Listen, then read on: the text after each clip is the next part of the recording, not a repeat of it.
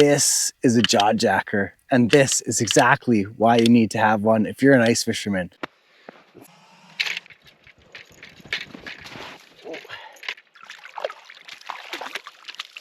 Stick around, I'm gonna explain to you what is this thing, show you how to set it up, and tell you why you need one and how to catch fish on it. This is a fishing device that's actually designed to catch fish for you through the ice.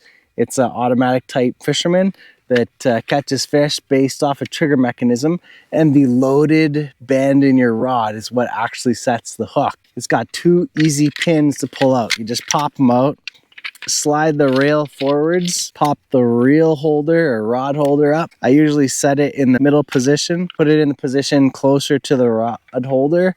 It'll be a steeper angle and set the hook harder. Set it closer to the trigger. It'll be a lower rod angle and set the rod, you know, not as tight. So I always put it in the middle. Depending on the length of the rod, you can adjust the rail. It changes how tightly that rod is bent over and how much of a snap you're gonna get when the fish actually hits. I like putting it number 2 because most of my rods, I'm using the JawJacker rod today. You wanna set the 2, they're hiding in there, stabilizers, and they have these ice picks on them. You wanna adjust those all the way forwards.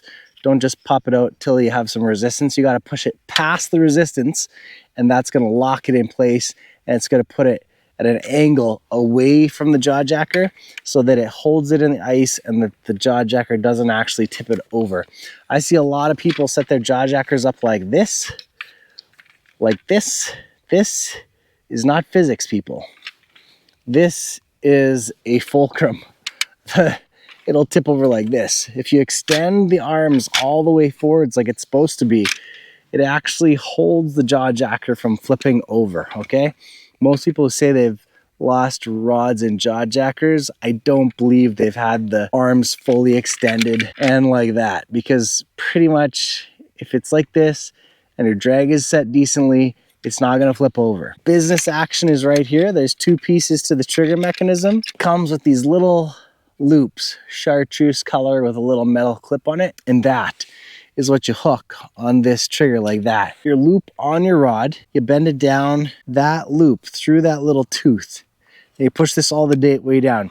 Once you do that, don't let go of that little trigger mechanism, because you do have this rod is going to go flying right into your face. And then you put the little trigger, push it all the way up, hold it up until you release the pressure of the other one against it, and that's what holds it. When the fish pulls the line, it puts this trigger mechanism down and releases that one, and the rod goes flying. Watch.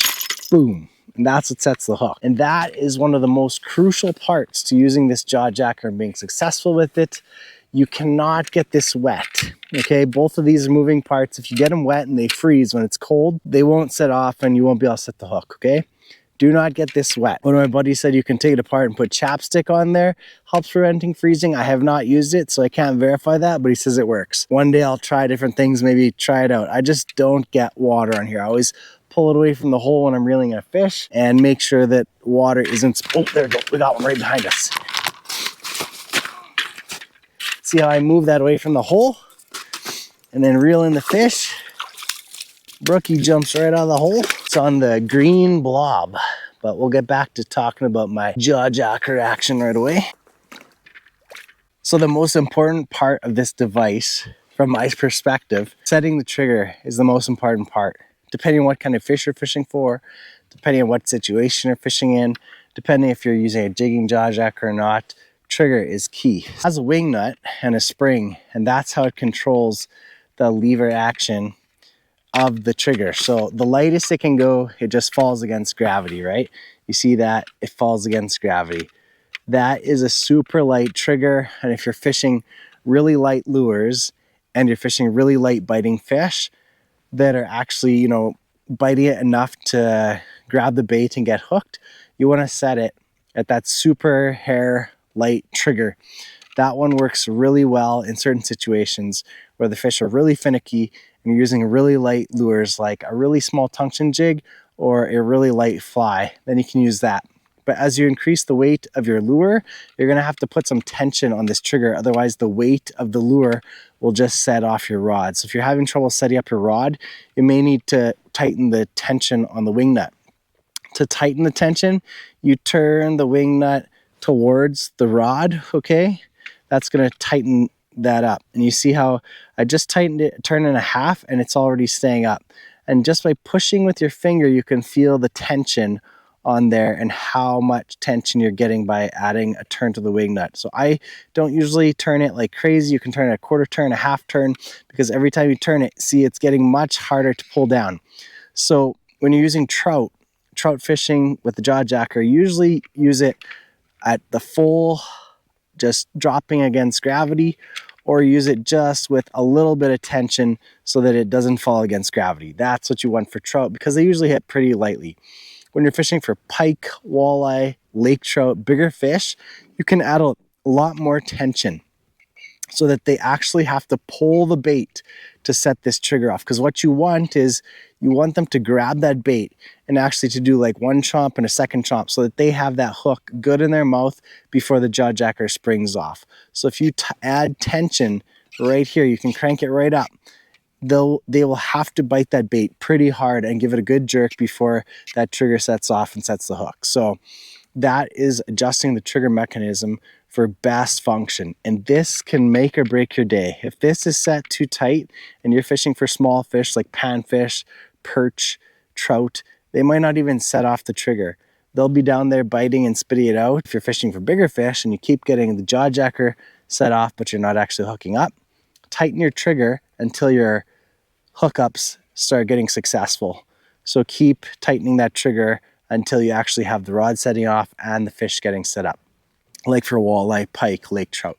Choosing a rod is important too.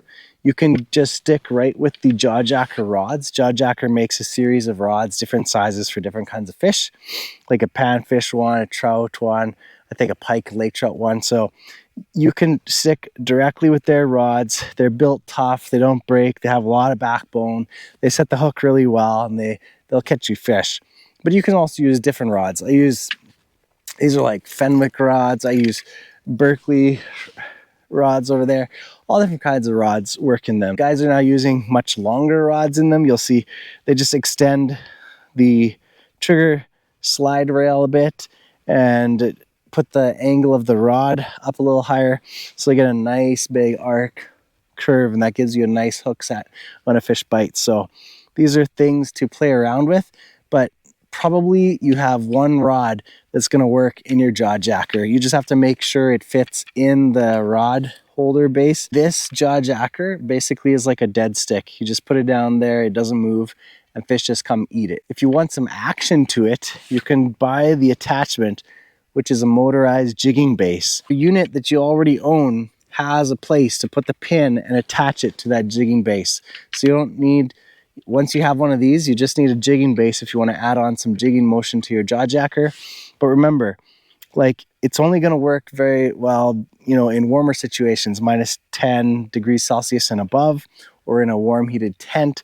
Otherwise, what happens is you're going to be constantly cleaning the ice, and the trigger mechanism will likely set off. If the line is freezing in the ice, it'll just set itself off. It doesn't work very well when the temperatures are really cold. So when temperatures are colder, I just stick to the plain old JawJacker. Works well anyways, and cold fronts fish aren't usually as aggressive, so this one works well. When temps are warmer, it's nice having that jigging base, because sometimes that little bit of jigging action really brings in the fish and gets you more bites during the day. So you're a new angler and you're getting into ice fishing, but you don't know if you should spend the money to get one of these. Well, when you think about it that way, do you really want to catch fish? Because the whole idea to me about going fishing, it's not just to get out in the outdoors. Sure, that's nice, that's great. Get to experience the fresh air, get out with friends, have some fun, enjoy some sunshine in the winter, like I'm getting right now. But if you want to catch fish, increase your odds, you know? Invest in quality gear, use the proper lures and baits for the fish you're fishing for, and get a JawJacker. These things are really beneficial in increasing your success and what you learn. Like, I put this thing in places that I don't expect to fish, and I'm surprised how often it catches fish where I don't even think I would spend much time to fish, because this thing is just fishing constantly. It doesn't care where you put it. It's going to catch fish regardless. So if you have a location where you don't want to sit there and jig away, you just put this down and it's good to test that kind of spot. In places, states, provinces where you're allowed extra rods, this thing is a massive benefit, because in British Columbia, I'm only allowed one line. So this is the only line I have fishing right now. When I have a JawJacker in, I can't fish with a hand rod. When I want to fish with a hand rod, I have to pull out the JawJacker. So basically it just helps me here in those times of the day when I'm not really into fishing, when I'm just messing around, when I'm gutting fish, when I'm drilling holes, when I'm setting up the tent, when I'm playing with the kids, and when I'm out with the kids, I can have these things in. We can be playing around, messing around, and we're still fishing. So this is a huge benefit for that. When you're with a family, you can increase your rod count, put a rod in for every person. You got a JawJacker for every person. These things are fishing and they actually catch fish. And when they pop off, the kids love it. They run over and they catch a fish. Another reason to have one is if you're new to angling, you might not be as good of a fisherman as this plastic thing right here. I'm telling you, this thing catches fish like crazy and it will increase your success rate. So just keep that in mind. It's a really good invention. It's a great ice fishing product and I highly recommend it. I've been using it since bought my first one in 2012. Been using them ever since. I've caught so many species of fish on this and so many fish. Everything from perch, whitefish, rainbow trout, brown trout, grayling, Arctic grayling, brook trout, lake trout, northern pike, walleye. What else have I caught? Burbot? Man, I've caught all kinds of fish on this thing. Amazing contraption.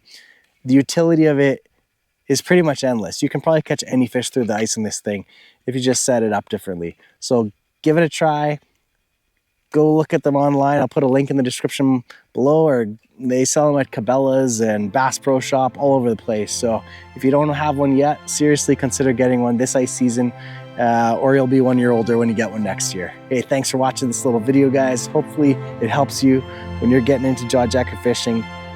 And if you have any questions on this device, shoot me a question below, because I use it so often I don't even remember what exactly are things that people might have in mind when using one, because I'm so comfortable with using it now. Little things, adjustments and stuff I do, I may not even realize. So if you're having trouble and struggling and need advice, shoot me a question in the comments below. I'll get back to you and answer it. Thanks for watching. God bless. Don't forget to subscribe, hit the like button, share with a friend, and go catch a big one. See you later, and go get a JawJacker.